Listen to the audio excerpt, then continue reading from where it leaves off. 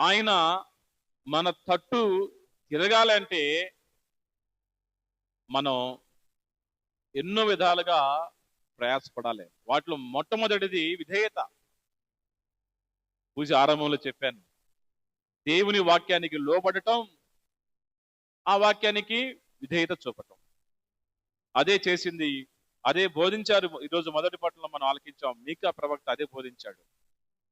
సువార్తలో చూస్తే మరియ తల్లి ఆ విషయాన్ని చాలా తేటతెల్లంగా పాటించింది.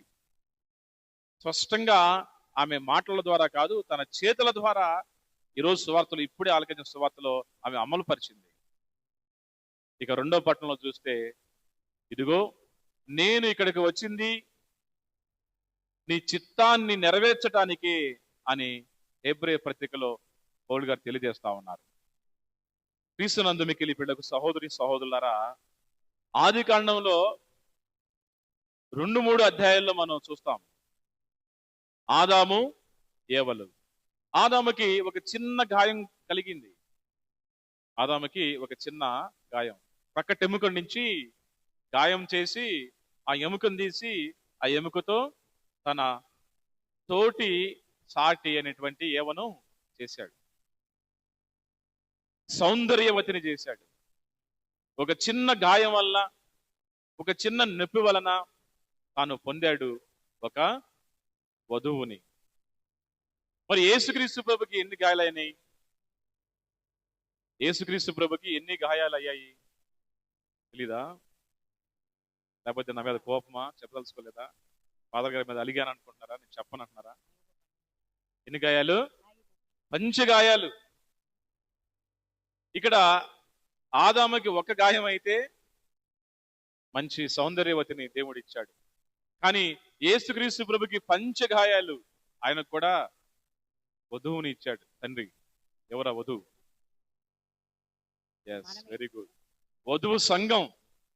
సంఘాన్ని ఆయనకి తన తండ్రి, వధువు సంఘం అంటే తన ప్రజానికాన్ని, యావత్తు తిరుసభని, లేదంటే సర్వ సృష్టిని తన ఆధీనంలో ఉంచాడు.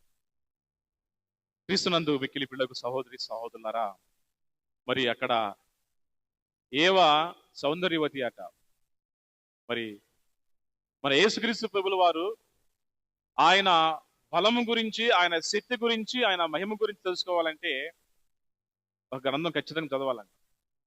ఏమిటా గ్రంథం? దర్శన గ్రంథం.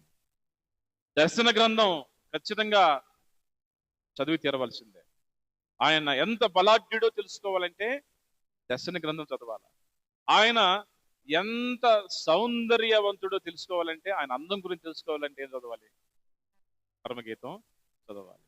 అక్కడ వాక్యంలో సెలవు ఇవ్వబడింది, ఆయన ఎంత సౌందర్యవంతుడు అంటే, 10,000 మందిలో అతి కాంక్షణీయుడు నా వరుడు, నా రాజు. అంటే ఒక 10,000 మంది ఉన్నా కూడా ఆ 10,000 మందిలో ఎంతో సౌందర్యంగా మిలమిల తలతల మెరిసేటువంటి అంత సౌందర్యం, అంత శక్తి, అంత ప్రకాశవంతనీయుడు, అంత కాంతివంతనీయుడు ఎవరు? యేసుక్రీస్తు ప్రభు. 10,000 మందిలో అతి కాంక్షణీయుడు. ఇవన్నీ ఎలాగా దేవుడు తన కుమారుడికి అనుగ్రహించాడు అంటే కేవలం విధేయత. ఎదురు తిరగటం, వితండవాదం చేయటం, ప్రతిదానికి ప్రశ్నించి వ్యతిరేకించటం, అహాజురాజు వలె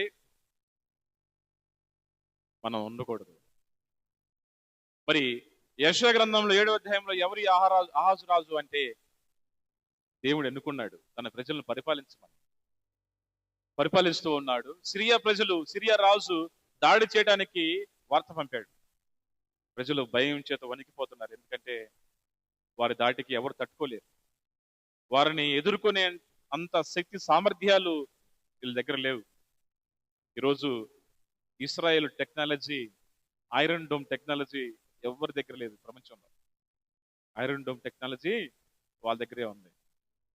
అప్పుడప్పుడు అంటా ఉంటాను, ఎంత కష్టపడి పనిచేసినా కొన్నిసార్లు విమర్శలు వస్తూ ఉంటాయి. కొంతమంది చెప్తూ ఉంటారు, నాకు పంచుకుంటూ ఉంటారు.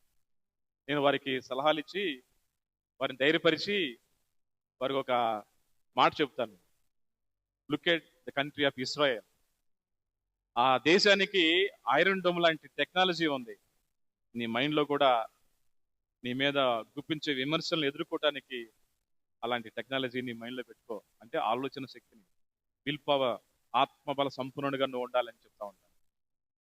ఈ ఐరన్ డోమ్ టెక్నాలజీ ఏమిటంటే, బయట నుంచి ఎన్ని మిసైల్స్ వచ్చినా కానీ అది వచ్చి దేశాన్ని మీద పేలక ముందులే, దేశాన్ని నాశనం చేయక ముందులే ఇది తిప్పి కొడుతుంది. అలాంటి టెక్నాలజీ ఈ టెక్నాలజీ.